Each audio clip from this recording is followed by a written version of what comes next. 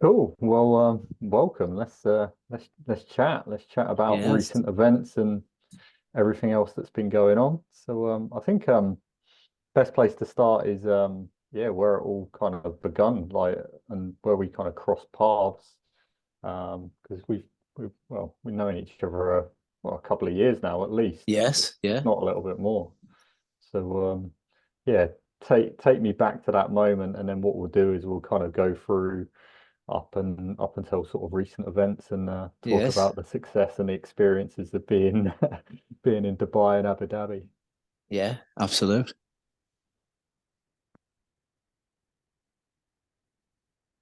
So yeah, when was the first time we crossed paths? When do you remember? I know we met each other at Spartan, Wales, Scotland, but I'd say where did Scotland, I would think.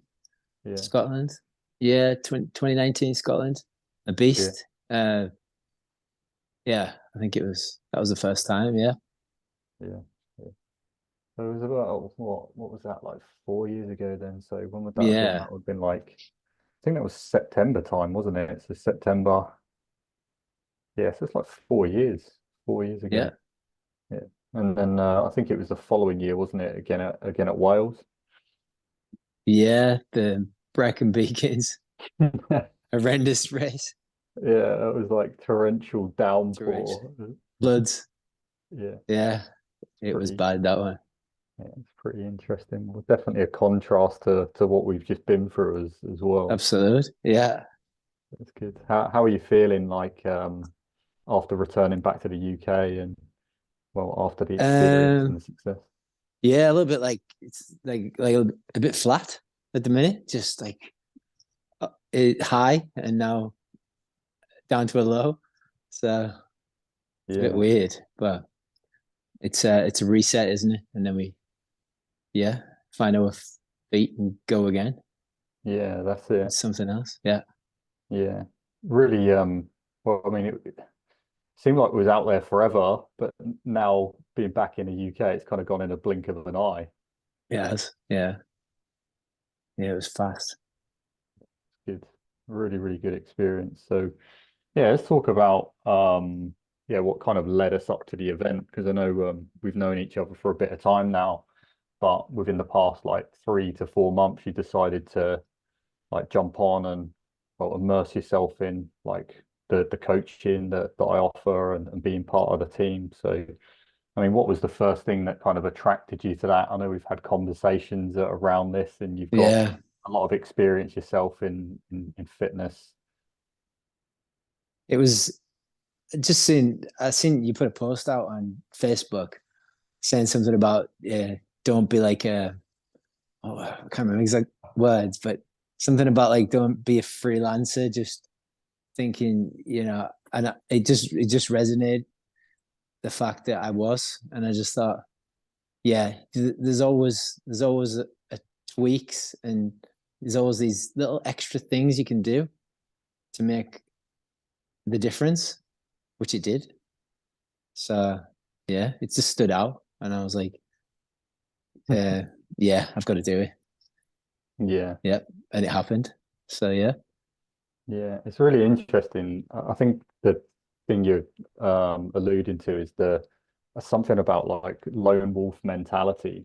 yeah, Um, and I think I earlier on in the year I was on a podcast for this as well, and definitely found myself doing exactly the same. It was actually literally almost 12 months ago, and I was like, okay, I'm doing pretty well on my own, and yeah, I've had coaching before and still got coaches, but it's like I needed kind of like a network outside of well the community that I was in Primal, and I was like, okay, well, what do I do? And jumped on with the current coaches that I'm with now, and it's absolutely pivotal. But I think like we've spoken about, there's a lot of things out there that we're skeptical about, and it's like, well, yeah, is it good? Is it bad? Do I like commit? Do I invest my time, effort, and energy, money into something that I don't know necessarily is it gonna work? So it's kind of sifting through oh the bollocks really, and what doesn't work and what ultimately works for you. Um, so yeah, I know that was a pivotal thing for you jumping on this. And I think another thing as well, and kind of two questions. It's like why did you like well sign up to do the event in Abu Dhabi? What was kind of the reasoning behind you wanting to do that and do the championship event? And then I think Yeah, the yeah. second So thing on that is being like I think you wanted that to be like your final like OCR and event as well. So what led you up to doing that and why did you do that? yeah, so I in 2021, I thought that was it. I'm I'm not gonna do anything else. I'm just gonna like, do like just enjoy running and just go to the gym. Um, and I I train a lot on my own. And I realized that I think looking back, it isn't. You need to be part of a group. I see this. You can learn so much more. Thinking and you can do everything yourself. You you're limiting your potential, and I think that's exactly what I was doing. So going back to what made me come back was the fact that I was just training away myself, just running on the fells. I did a few fell races, but it wasn't to be so serious with it, and I was enjoying that part. And then I got entered into Helvellyn Triathlon, and I was the leg of the run, and I realized that I'd actually got quicker than I felt stronger running, and I thought maybe I'm not done yet. Maybe I've got a chance.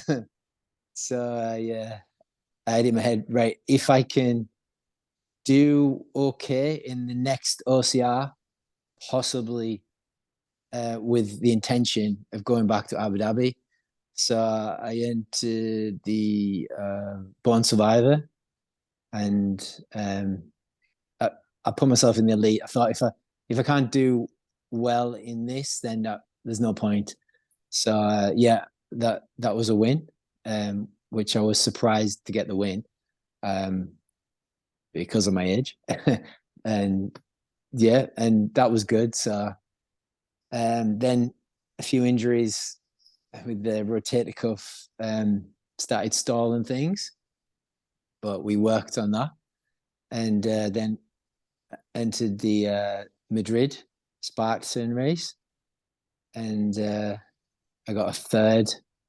My shoulder by that point was pretty much destroyed, and I was like, um, I didn't think it was gonna be right, and you just kept saying we've got time, and I just trusted that, and did everything we could with the mobility and everything we could, and it.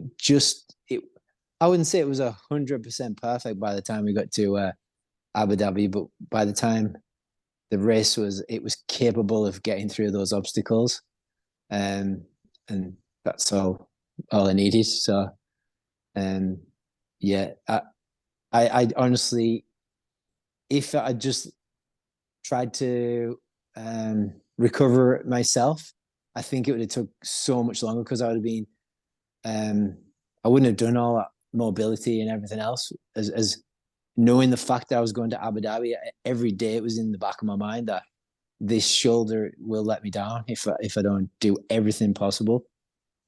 Yeah, and that was it. Abu Dhabi, In a blink of and an the eye. rest is history. Yeah, yeah, Yeah, it's been a very interesting few months, and Madrid was right at the time we started closely working together. I think that was in the first like yes, week or two. That was kind of like your preparation event to do the beast. But I think like winding back a little bit off of that, like when we first started speaking in more recent times before we picked up the coaching, like Abu Dhabi was going to be like the big finale for you in OCR. I mean, you're still going to run and be fit and whatever else. But you mentioned age a minute ago. Like just like I know how old you are, but for people yeah. listening, like how old are you, Ryan? 45.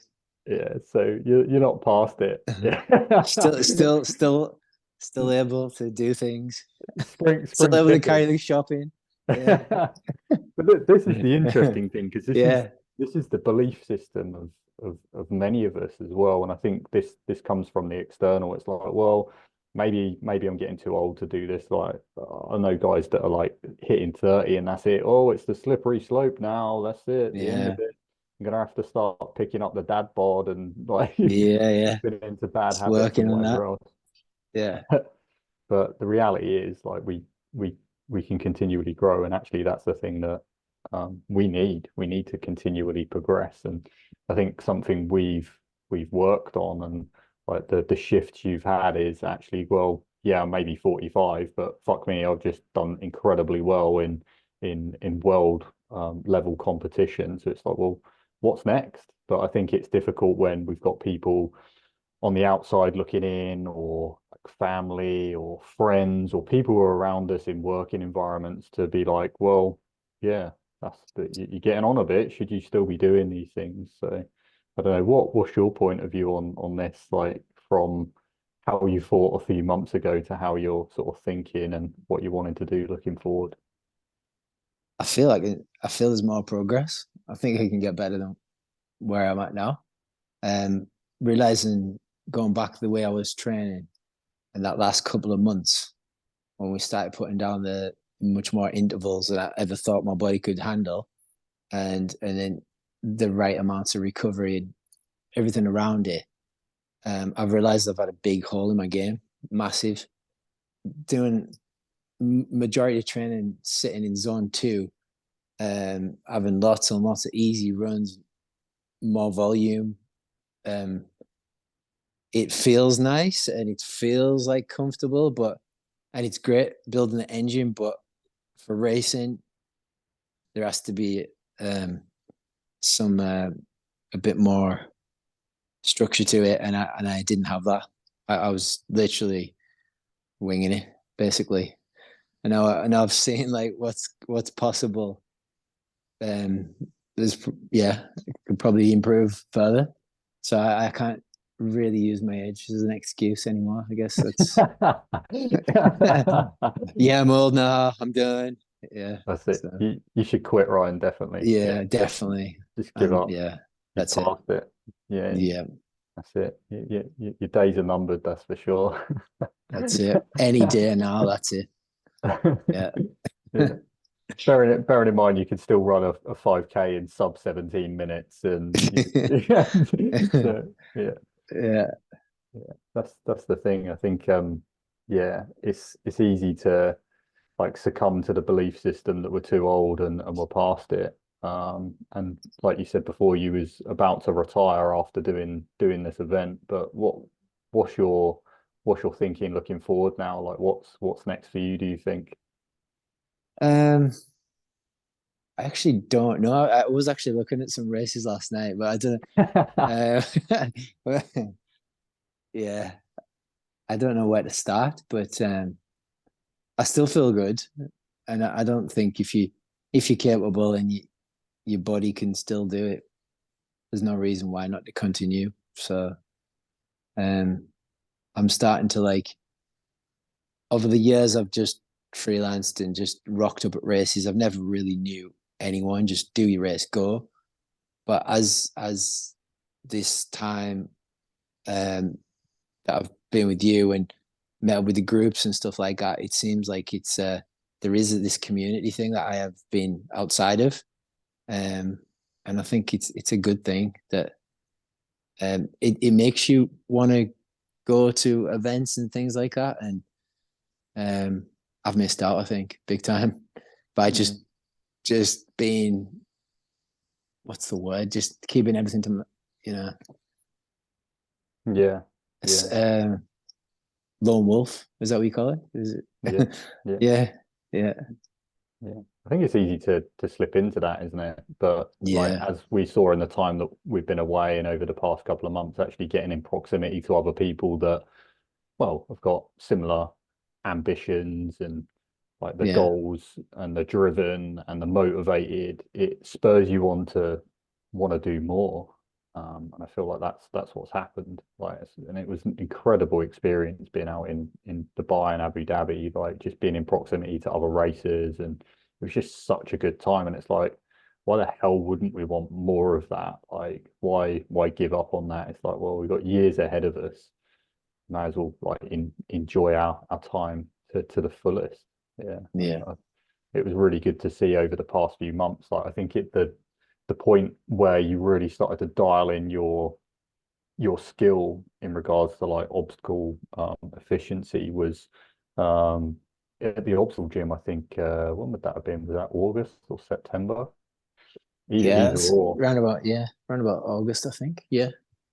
Yeah, and we had a good quality training day, and there was like a few things you was a little bit rusty on certain things and Yeah. weren't as efficient. And then I think over the coming weeks and months, like watching you be more and more efficient. I remember like seeing a video when you first arrived out in Abu Dhabi doing the rope climb. It was just like boom up into like super efficient because you'd been doing the work at home and in the gym, and you set up a good little thing at home or like close to you as well, which is really, really helpful. So it was a case of just ironing out all the kinks Yeah. during that training process, and already being like a very good level of as an athlete and performing really well, and like got the ability to hit podiums, win races, is phenomenal. But like you said, it's like, okay, well, I'm doing this good right now. Imagine kind of just ironing out a few of the kinks and becoming more efficient.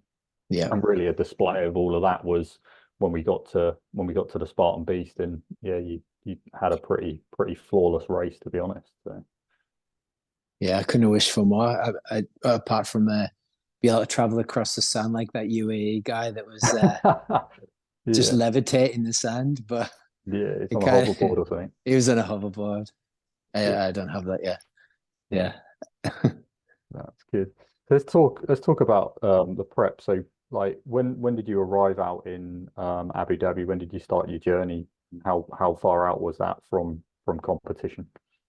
So I landed in Abu Dhabi just maybe 12 days or so before the competition. So I wanted to get used to the heat. Um, but in turn, trying to get used to the heat, I think my health might have suffered slightly in the hotels with the air cons and stuff like that. I was getting a bit, oh no, I'm going to get ill in this hotel. Not a window in the hotel, but yeah, it worked out fine. Um, there's a few tweaks to adapt to that area and stuff like that, but it all came together. Yeah, I think we're prepared as good as we could, but there's always going to be like that stress and anxiety, isn't there, with like Yes. travel. Is going to become, well, sleepless nights due to like the 4 hour time difference that we had. There was definitely some jet lag. And then also it's like, well, I've been in close proximity to people. I'm in a different environment, so there's going to be different bacteria. Yeah. My immune system's likely going to be down because, well, time zone shift, lack of sleep, that's going to cause anxiety. Then you've got the aircon and Yep. obviously new environment, being in a hotel and the noises, the prayer time, all this sort of stuff is very like alien for the body to be in. So trying to adapt to that as quick as possible. And do you remember speaking to the Norwegian guys at the event or after the event? And they like literally flew in on the Friday, done the beast on the Saturday, all went man down, and then flew out straight away. It was like, holy crap, we've been in for Yeah. 2 weeks before we I know. race to get used to all Yeah. this sort of stuff. Um, but yeah, it's a big deal. How do you feel like you adapted? Because I know there was lots of like external stresses and sleep and travel and new environment and stuff like that. What was kind of the routine you were trying to get into? Yeah. The sleep was the big thing. I couldn't sort my sleep out for a good week. I just couldn't adapt to the time zone well. And obviously, I live in an environment where it's really peaceful and quiet, and the air's cleaner in the lakes. Whereas I was at like downtown Abu Dhabi, there was mosques, noise, and I had to move rooms, and there's a lot more noise and traffic and stuff like that, and getting used to the aircon every night, and sleep was quite a big thing to get that right. Everything else was fine. There was I adapted to the the heat pretty fast. That was fine, really. Um, and also food. Obviously, if you've got a decent diet and everything's set up um, at home, and you know exactly what you need, um,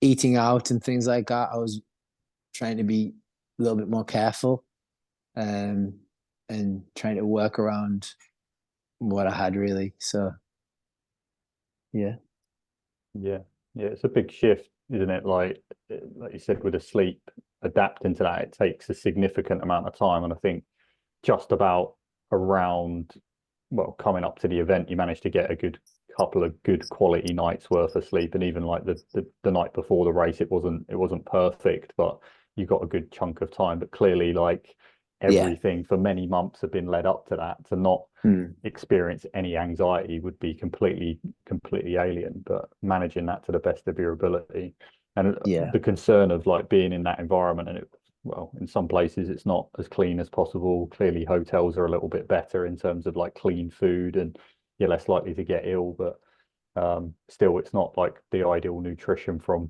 back home. So, what were some of the alternatives you found to stick as close to home nutrition? yeah. Well, when they were throwing the eggs out in the mornings, I was like, they were just tipping that oil on the vegetable, whatever oil it was, and I was just like, I'm gonna have to just have the boiled eggs, and I just tried to um, work around what things I like. I know, when you go right into nutrition and you know what's gonna work well and what isn't, and I was just like, I'm gonna have to really think about this, and I,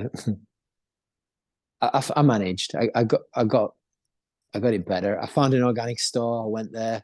I loaded up on stuff like that. My room was just like, and then I went to we went to the nutrition shop, and we got the tests and what we were deficient in. And so I had a load of different tablets of different vitamins and minerals just to try and keep all the levels topped up. And but yeah, that kind of works against you as well when you're having these tablets later on at night, and then you can't sleep because some things are making you wired. So I had to adapt and change for that kind of thing as well.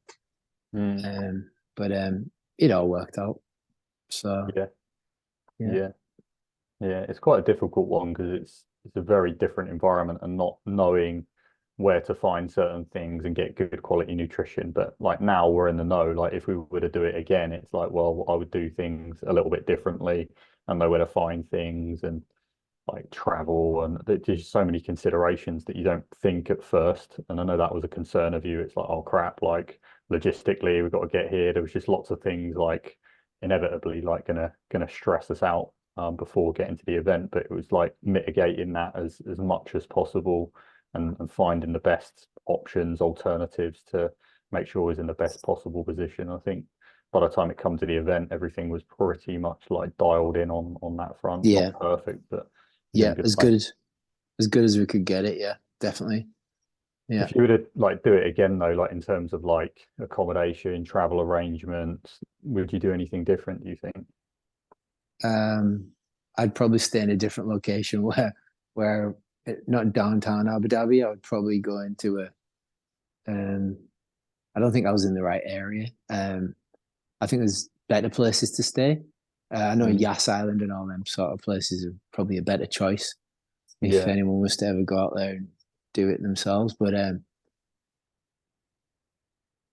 maybe take a few more things in your case, I guess. But you can only take so much. You've got to buy some things. The good shout was the milk, the camel milk. I was quite happy with that. Yeah, Fuel and drink performance. drink drink camel milk every day. I think that's what saved me psychologically. Yeah, Yeah, it's don't definitely do a good cows. choice. Yeah, yeah, Yeah. I think location wise, yeah, it was particularly busy, but it was pros and cons because we had Desert Shield Fitness one of the OCR gyms in close proximity. It was like 10-minute drive or something. So that was ideal. But the trade-off was literally being in downtown Abu Dhabi, which was just Yeah. so busy. I think your hotel was about a kilometer away from my apartment, but it could Hmm. take like 20 minutes to get there because you'd Yeah. go all the way south, then north, then get caught in traffic, then take a wrong turn and then end up there. It was just Yeah. absolute carnage. Craziness. Yeah, it was. Yeah, so it's trying to simplify that.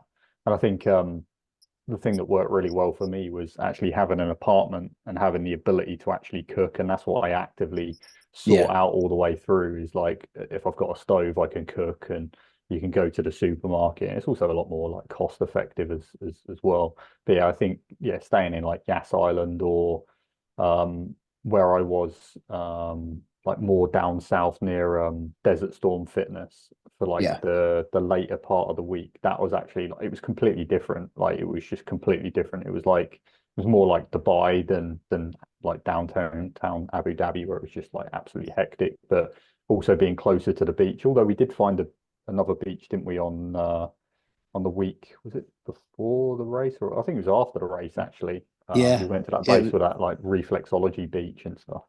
Yeah. That was a good, that was a better beach. I thought that was a nicer area as well. Yeah. Yeah, Oh, yeah. it was further down, wasn't it? It was just a little bit, a couple of miles further down from the other beach. Yeah. Yeah, Yeah. yeah. It Yeah. was basically we had the Yeah. beach to ourselves as well, so Yes. Yeah. it was Yeah. really cool. But yeah, location wise, I'd definitely go a bit closer to the venue itself. Yeah, it would help because you don't necessarily need to be in Abu Dhabi and No, knowing that definitely they've not. got No. alternative gyms. But yeah, we done a final bit of prep, didn't we? In the days leading up, we went and hit the beaches and ran on the beaches and ran on the sand. And then a couple of days before the event, actually, we went and like headed to the venue to check out the venue, which was an interesting experience. Yes. I forgot about that. Yes. So for those of you who don't know, like the Spartan event for the World Championship was held at a seven-star resort in the Al Wathba Desert. And anyway, like we got to the venue and there was signposts like scooting us around to actually get to the venue, but you couldn't actually see where it started. It was quite confusing. And anyway, like me and Ryan pulled up to the main gate and was like, yeah, so we're here for the Spartan race. And bearing in mind, like every complex that you go into will have some form of security. That's not to say that the security is any good. And we kind of blagged our way in and just like, yeah, we're here for the Spartan race. And he's like, oh, so what's your name? Like, and Ryan was just sat there just blagging it and goes, yeah, I'm Ryan. And he's like, okay, cool. And just let us in, which was hilarious. And that kind of become a little bit of a joke for the rest of the trip. It's just like, yeah, just tell them you're Ryan and anyone will let you in. But Yeah. it was crazy that the level of security was like so bad. But anyway, we managed to get in and yeah, managed to take a look around a bit of the venue a couple of days before, which was really useful. Yeah. Definitely. Good shot with that one. So yeah, all in all, it was yeah, it was very interesting. It was a good time. So let's talk about the race itself then and the preparation. So obviously you got a great result in it. Like I said to you, couldn't have done any better. Like watching you on that race, like following you around, getting action shots of you for the most part. I was in awe. It was phenomenal performance, and like you said, with a guy who was in the lead pretty much from the off. He was just scooting across the sand. I don't know what was going on there, but it was a He had, phenomenal effort. he had some good blood in his body, I think. Potentially, yeah. Lots of red blood cells in that guy. He was definitely charged, but Yeah. yeah, it was good. So yeah, talk us through the event and the race from your point of view. Yeah. So uh, from the start, I was I felt good and I was good to go. And I had in my head like just as you said, take it easy to start with, and don't blow out on the sand in the first couple of miles. Even though it looked pretty flat, it's still taxing, especially when we're flying out at such a pace and trying to keep up with that front guy. Well, yeah, let him go. Hopefully he'll burn out at some point. He did not. He just kept that. He held that rocket pace, whatever. He was just so fast. So I was sat in about third after about the third first mile, I'd say, and Yeah. I felt pretty comfortable. Not too comfortable, but in it put somewhere I could hold pretty well. Um, Obstacles were felt good. The the point um, in the race where it started to, I noticed like there was certain things with the sandbag carries and things like that where you get to the pile of sandbags and it's normally like that's men's, that's women's, and it's all mixed up, and you like, and you obviously you get the men, you try to find the men's, you get the big weights, um, and you look around and you think everyone's just picked anything up here. It was just like the sand flying out of everyone's buckets and bags, and it was a bit crazy, really. That carry was, I don't know what the weighed. I don't know if there was different weights in each sandbag, but I've never felt like crushed down into the floor like I have with those. I, Literally, I'm pretty fine with carries, but to hold the two bags on each shoulder and crawl in that dune, it just wasn't possible. It was just literally one bag was staying and one bag had to come off. And it was like throw a bag over one over the other. And you were literally getting about a meter at a time. It felt like that lasted forever. I don't know how long it went for, but if you watch the elite video, you'll see the struggle with that one. It was about Um, 15 minutes long. It was about a yeah, 15-minute it was carry. it was a long. It felt like an hour, but yeah, 15 minutes. And that did knock the wind out of myself quite a bit off that one. Took me about 400 meters to get myself going again. Um, Everything else was pretty much pretty pretty good. I enjoyed the rest of it. The the sled push and pull, that Yeah, was yeah. um It's like that was quite different great. because the sand was like jamming up pretty much, and I was a bit surprised some of the guys were there. They were just like ditching the trays like halfway, and I was shouting like, "What?" I Mm. thought, "Is there something different here?" So I just dragged it all the way back and just did it right, make sure it was.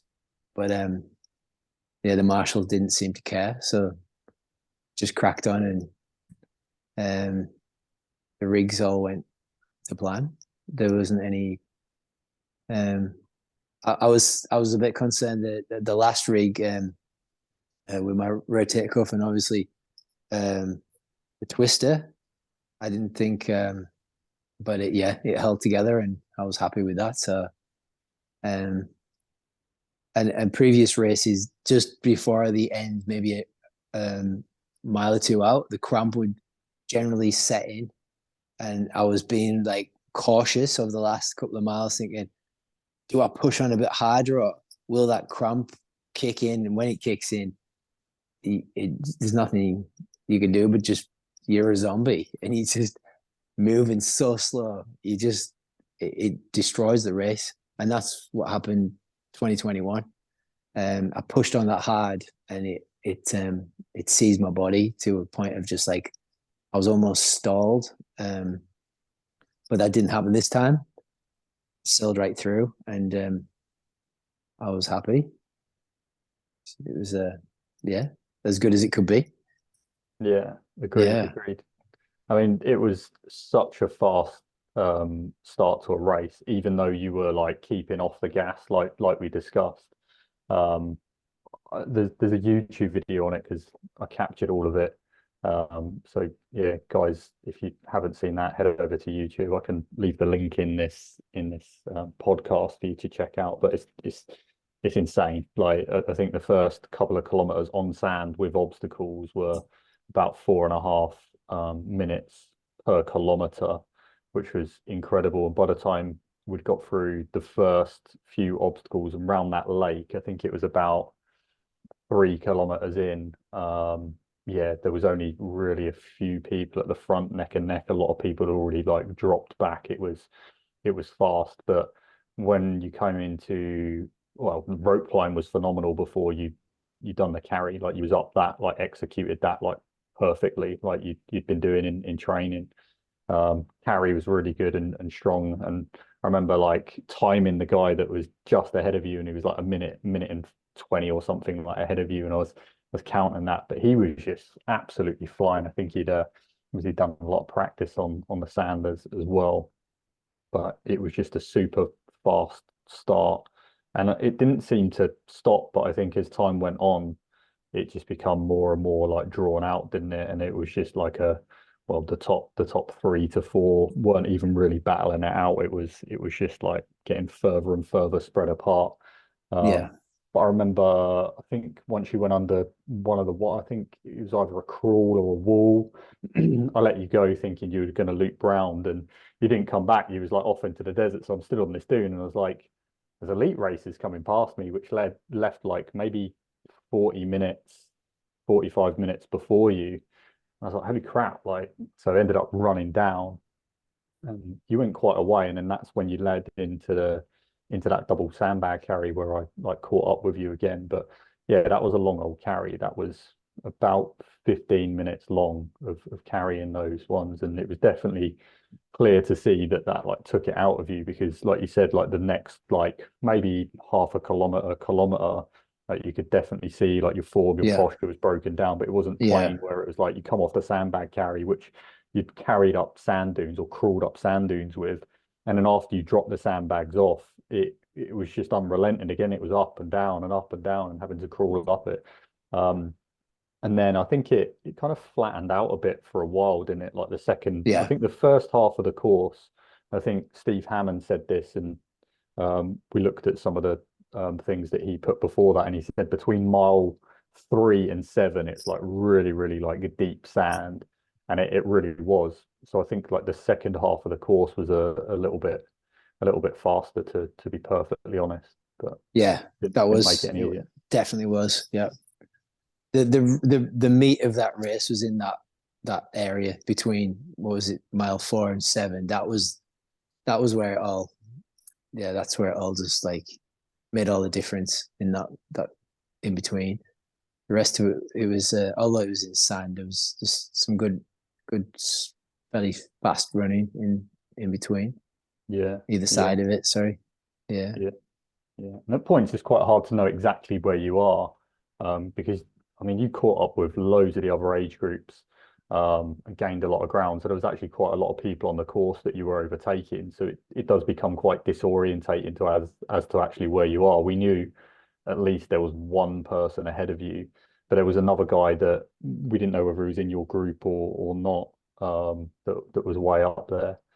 But yeah, it was definitely a good fight for the podium position all the way through, and yeah, really like efficient towards the back end of it. I know like nurturing some injuries that you sustained in Madrid, like with your shoulder and also your ribs and stuff like that. Like you Mhm. were managing them over the past few months, and clearly that made you a little bit apprehensive going into the race. And I know the week before the race, we went and done some training, or you done some training at Desert Shield Fitness, and you're like, oh, I've Yeah. pulled my shoulder a little bit. So it's like the Yeah. week of the race, you're like, oh, I know. damn. I know. Yeah. Yeah.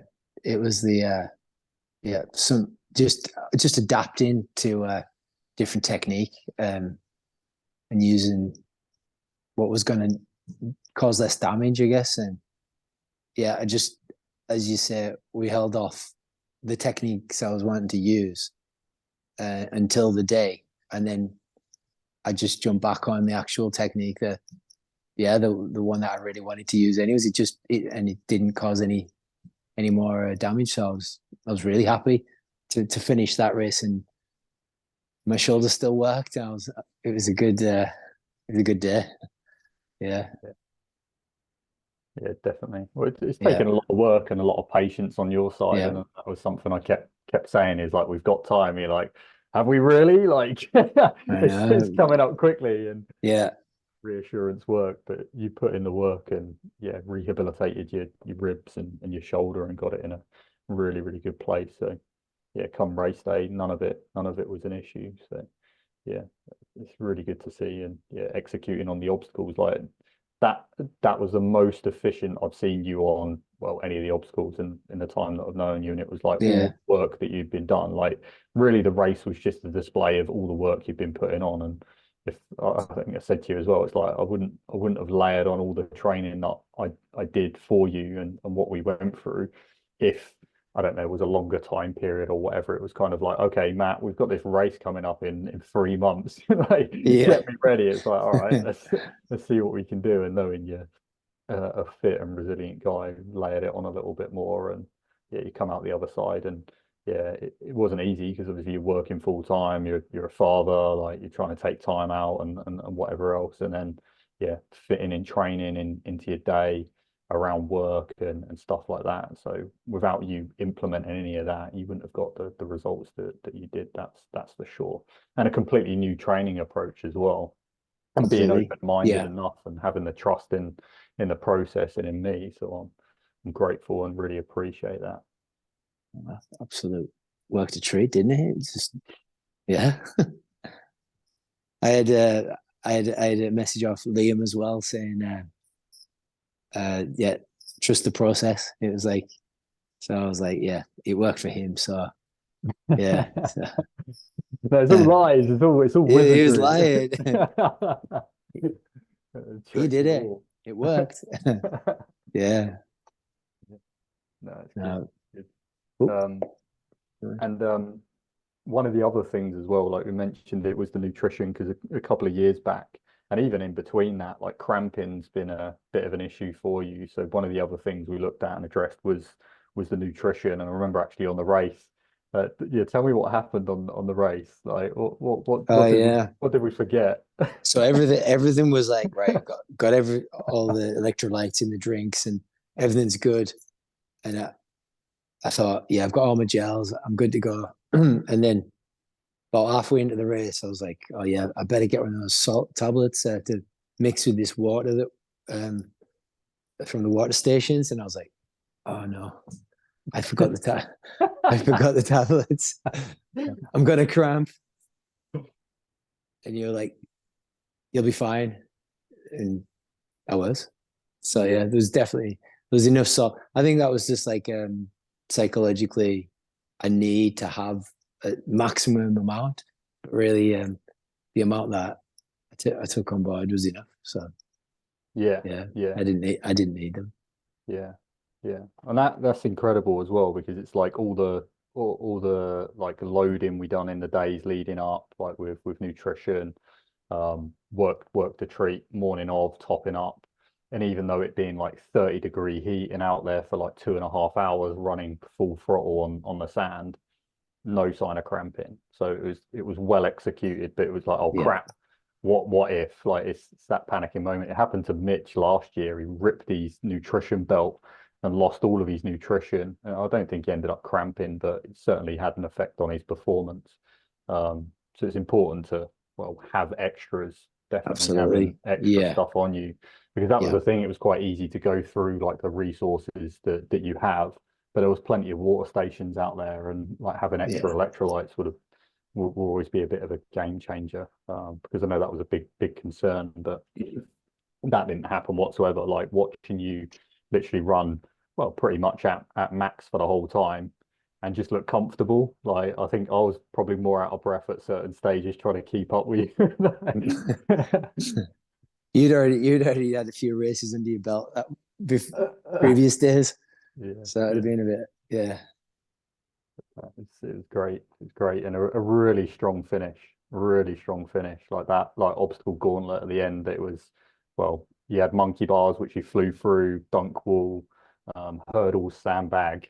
There was cargo net, inverted wall, then multi-rig, and I was just like, I don't know if you can hear me on the videos if you've watched it back or if anyone that watches it back. There's me just like I'm like praying like, come on, fucking come on, like just everything, just like sending good energy to you, and then watching you execute on it was so good, and then watching you finish watching you finish the race after nailing the spear as well, because I know that was a big Oh, the concern, like spear. leading up to Yeah. it, was like, fuck, we can't find a spear, and you hadn't done any spear throwing pretty much in the entirety of the lead up, and was like trying to go to the gyms and asking them to sort it out, and there was just no hope. And then fortunately at the venue they had like a little training area where you could practice spear throw. Yeah, I'm so glad as well because that spear's been the bane of my life for many races. I just yeah, as for most, I guess. But yeah, when I had to go racing a few elite races going back 2 years ago, and I think I was cursed with that spear. Not once it went in, and then come back to age group, and yeah, at the right time at the world, so it went in. Yeah, So happy days. yeah, definitely, definitely. What a phenomenal performance, and I'm like, I was ecstatic for you and incredibly proud of your achievements, and yeah, seeing everything that you'd been through up until that point, and then yeah, witnessing your success. It was just a phenomenal experience, and then watching you take the podium, and yeah, it was just such a good weekend. Like the culture, the atmosphere, the experience, the fun that we had. It was just yeah, just truly awesome. Like Yeah, from it start to was. finish. Yeah, absolutely. It was So great. yeah, well, congrats on your Thank you. silver medal in the World Championship. So here's the next part, Ryan. And so it's like, okay, I don't know. I said I was prompting you in the direction. It's kind of like, I don't know where to go from here and what to do. I'd like to see you get back into elite racing. There's absolutely no reason why you can't. But question for you, what comes up for you when I say that? It just sounds like I don't know when you if you said that to me 3 months ago, I'd be like, nah, I'm done. There's no way I can do this. But now I feel like actually, yeah, I'm actually still improving. Why not? Give Yeah, it a whirl and see how it goes. I mean, um, I don't know. There doesn't seem to be any what once the tweaks are in place and momentum can just continue. I just keep tweaking and tweaking and see where it goes yeah, and try to just enjoy it more so than I've got to win this. It's like obviously going to elite, it won't be that. It'll just be like, let's enjoy it and see where I go. yeah, So yeah. yeah, I definitely so think it yeah, would be a good next step for you, and I'd love to see you doing more competitive races. And definitely in that forum as well. There's absolutely no reason why you shouldn't be. And like, yeah, the thing that was present before was like, I'm 45, I'm gonna retire after this, and that's it. I'm done with OCR. That's bullshit, man. Like you're ready to take on a competitive season in the elite field in the UK and across Europe and the world in the next year. And I really want to encourage you to do that because yeah, there's plenty more good to come from you. Like I feel like well, it's a new beginning for you. Yeah, and you've got yeah. years and years ahead of you if you choose to do it in this. So yeah, and give some of the newer younger guys a run for their money. And It'll, life begins at 45 by the looks on this, not 40. yeah, Yeah. exactly, exactly. Yeah. No, it's great, Anne. It's really, really good. Is there anything else you want to like chat about in regards to the event or the training or anything else that you don't feel like we've touched on? No, yeah, I think we've covered everything with the race, but like, I mean, the day after when we went back out and you did the 5K and we did some video and I really enjoyed that. Like that was really like it was more fun. Um, and you got to see what it was like in an open race and see it's completely different, but it's and you were given like a little bit of help with people and seeing like someone that they'd never obviously experienced those obstacles and then within a minute they are completing something that it was just like quite a powerful it was nice to see that someone that wouldn't have stood a chance to do something then did it, and it completely changed the mindset of the day. It would have been like a good, it was a really good feel to it that day. And we were having a good laughing a joke about things, and the fans pouring out of the back of the buckets. And yeah, and no, yeah, I mean, I think it's good as well just to do them kind of like go in those sort of heats sometimes, and just you can get maybe a little bit more proficient with your obstacle because you can take your time with it and you can enjoy it, and you can it's a bit more fun in the fact that people are sort of smiling a bit more, and with the competitive it's obviously more serious, and yeah, it was just a nice mix to do that. I felt it really completed the time really well. I enjoyed it. Yeah, yeah, it Yeah, was a really good experience and good finale. yeah, Um, because it's like completely hands off, no pressure whatsoever. You and I just ran around and had a laugh and played about on some obstacles. But yeah, also like seeing other people out there of all different shapes, sizes, abilities. And I yeah, think yeah, it was really beneficial for us to see and witness and well, just have a hands-off, non-competitive approach to racing and have some fun. Whereas we're just used to running things full throttle for the most part, but then also coming across people and just like witnessing like their the physical ability, also their psychology as well. Because what we found was when people were coming up to obstacles, I don't know if you saw this, but a lot of people would like mentally break before they even done it.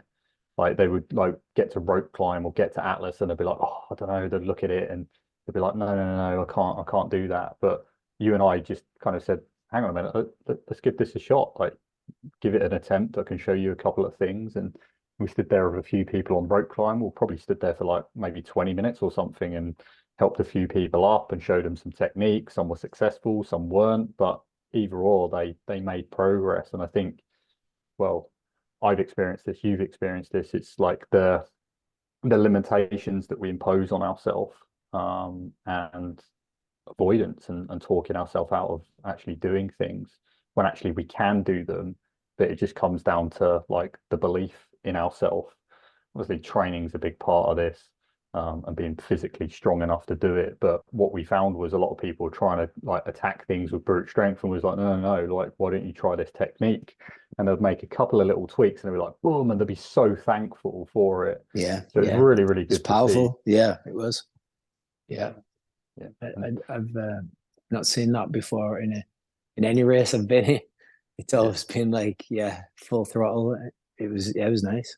yeah, yeah. Yeah, Yeah, I definitely plan to do a lot more of that because it'd be good to like just go out on course and well show people different things and help people because I think yeah, self-doubt is the biggest killer out there that we feel like we yeah, can't do something. But as we've witnessed, if we can just change a couple of small little things, actually it goes a long way for building confidence. And it's not about doing things perfectly. It's about progress. And I remember being stood there with a few people on monkey bars and they were like just looking at the whole thing going, oh wow, I don't know if I can do this. Like I've got to complete the whole thing. And we were just like, no, like where can you get to right now? Oh, I can get to the second bar. Okay, well let's try get to the third one. Let's try get to the fourth one. And then people are achieving it and then it'll be ecstatic um, because of that. So yeah, it's a good thing. And I think for people that are open heat racers, you've put yourself in that uncomfortable situation from signing up to the race.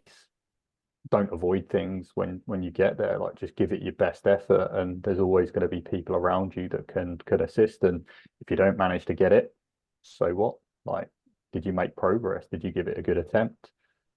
If so, great. If you didn't, there's always next time. But I think you've got to put yourself in that uncomfortable situation yeah, and environment in order to grow. We always need to do that, no matter how much experience we've got or however old we are or whatever. It's always seeking new challenge and new experiences. But yeah, it was a great experience and opportunity for us to have some fun first and foremost, but help some other people along the way as well. absolutely. Yeah, it was brilliant. Yeah. Great. Awesome. Yeah, anything else? Anything else you want to touch on that we've not necessarily gone over? No, I think looking forward, I think European races. There's look some looks at some pretty good elevation ski resorty places that I've been looking at. So I think they could be the next challenge, I guess, especially with the environment I'm in. And yeah, let's see what happens. Definitely, But, definitely. Spartans become too easy for you now. The standard obstacles no, are not a no, challenge.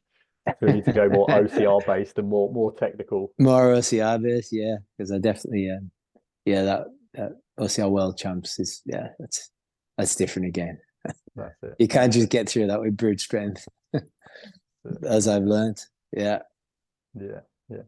Well, I help you map all this sort of stuff out when we speak again next, and we'll chat about like your upcoming season and see what's realistic in terms of well committing to events and yeah, keep you yeah, moving forward. nice one. Yeah. Cheers. All right, Ryan. Okay. Congratulations once again. Thank you so much. Been an And epic thank journey, you. hell of an experience. Yeah, you're very Yeah. welcome. Absolute pleasure. Couldn't have done it without you. Yeah. Well, you put in the work, man. Like Cheers, man. Thank you. you definitely pulled it out of the bag. So congrats on that. Proud of you, and yeah, to your continued success. Thank you. Thank you. Cheers, man. Well, Looking forward to it. yeah, definitely, definitely. Well, have a good evening and enjoy the rest of your week, and we'll chat soon. Yep. Okay. You take care. See you, Thanks Matt. a lot. Bye. Bye.